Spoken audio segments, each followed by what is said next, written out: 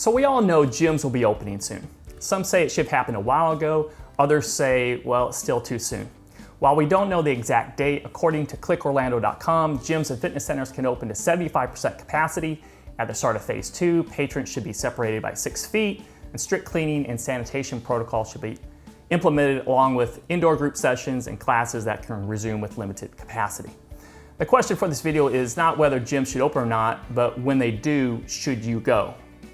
I own a gym, I have my own opinions, I'll share some of those at the end of the video, but for now what I want to do is bring attention to what we know about viral infections, in essence how they spread, so you're aware and can make an informed decision on whether to go to a gym or not. Now I'm going to link a very important article, the primary source for this video, and I want you to read it. It was written by a comparative immunologist and professor of biology specializing in immunology at the University of Massachusetts in Dartmouth. Now admittedly, this is way out of my wheelhouse, but I can read and I suggest you read it too. And I want to highlight a few things in the article and how they might play out in a gym setting. First, let's consider a few things. A successful infection, in other words, for you to become infected, amounts to exposure to the virus multiplied by time. Let's talk exposure to the virus. Understand these are best guess estimates because exact COVID-19 numbers aren't known, but you'll get the idea. There's a continuum of viral shedding from someone that's just breathing versus someone that sneezes. A person speaking may release 200 viral particles in the air per minute, while a person sneezing upwards of 200 million instantly. It's estimated that exposure to about 1,000 viral particles may lead to infection. So when you look at our formula, that would mean a 5-minute conversation with an infected individual releasing 200 viral particles in the air per minute could expose you to the 1,000 viral particles, leading to a positive infection. So a continuum of viral shedding could look like just breathing to speaking, singing, yelling, coughing, sneezing.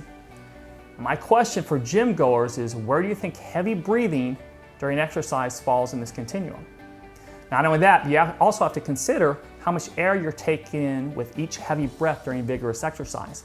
A church choir practice cited in the article resulted in 45 of 60 choir members showing symptoms within 4 days of their choir practice. One of the reasons cited was the probability that the deeper breaths required for singing likely facilitated the virus getting deeper into the lungs. Bringing it back to sports, a Canadian curling tournament resulted in 24 of 72 people becoming infected.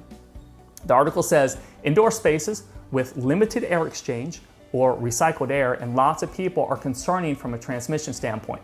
We know that 60 people in a volleyball court-sized room, that choir example, resulted in massive infections.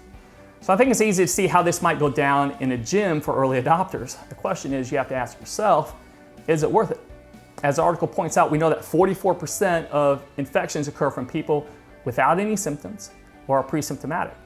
So I suggest please take the time to read this article. There's a lot more I haven't included. Then assess your individual situation and make up your own mind. My personal take on it is no, it's not worth it. I'd love to open my gym, but I'm guessing the heavy breathing required to do exercise will create an unsafe environment. That's why I will continue to offer virtual studio in-home personal training. You know, the purpose of exercise is to fatigue muscle safely to stimulate strength gains. This can be done in your own home, and it's my view that this is the safest option for now. All right, everybody, read the article, still do your exercise, but be safe.